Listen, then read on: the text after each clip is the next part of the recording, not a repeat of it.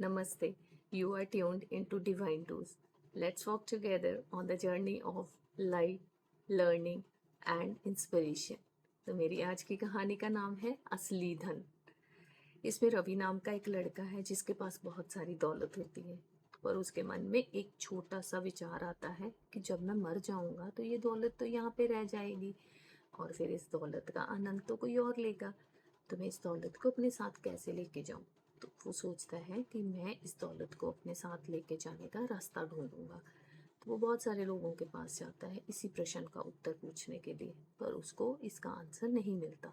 तो वह ऐसे घूमते घूमते एक संत जी के यहाँ जाता है और वहाँ जाके वो संत जी को अपनी दुविधा बताता है, अपना चिंतन बताता है। संत जी हंसने लग जाते हैं। संत जी कहते हैं, छोटी सी बात है, मैं तो इसका रास्ता तुम्हें बता सकता हूँ, पर तुम्हें मुझे एक प्रश्न का जवाब देना पड़ेगा। तो वो कहता, हाँ जी मैं दूंगा। तो संत जी पूछते हैं, अगर तुमने इस देश से दूसरे देश में जाना है तो तुम्हें वहाँ से कुछ खरीद के लेके आना है, तो तुम कैसे लोगे? तो वो बताता है, वो बोलता है, ये तो बड़ी छोटी सी बात है, मैं उस देश की करेंसी लूंगा और वहाँ से कुछ भी खरीद सकता हूँ। तो संत जी हंसते हैं कि भगवान जी के देश जाना है ना, तो भगवान जी की करेंसी लेनी पड़ेगी, उनके देश की जो वहाँ पे चलती है। तो वो कहता है, हाँ मुझे रास्ता बताइए कि वो करेंसी मैं कहाँ से ले सकता हूँ, कैसे ले सकता हूँ। तो संत जी बताते हैं, उस करेंसी को लेने के लिए तुम्हें भगवान जप नाम जप करना पड़ेगा, सत्संग में जाना पड़ेगा, मेडिटेशंस करनी पड़ेंगी, अच्छे कर्म करने पड़ेंगे, लोगों के साथ अच्छा व्यवहार करना पड़ेगा और ये सब करके तुम भगवान जी के देश की करेंसी जोड़ सकते हो और उस करेंसी को तुमसे कोई नहीं छीन सकता और उसको तुम अपने साथ हमेशा के लिए लेके जा सकते हो।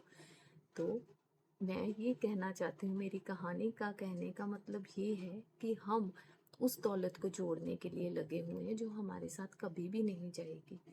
दौलत ये भी ज़रूरी है, जब तक हम जिंदा हैं इस दुनिया में है इस चीज़ की भी ज़रूरत है, पर हमें कुछ करेंसी भगवान जी के देश की भी जोड़नी पड़ेगी जो हमारे साथ हमेशा के लिए जाएगी। तो इसीलिए मेरी कहानी इसके माध्यम से मैं ये बताना चाहती हूँ कि आपको भगवान जी का नाम लेना चाहिए, मेडिटेशन करनी चाहिए, अपने लिए थोड़ा सा टाइम निकालना चाहिए। So this was the divine dose for today.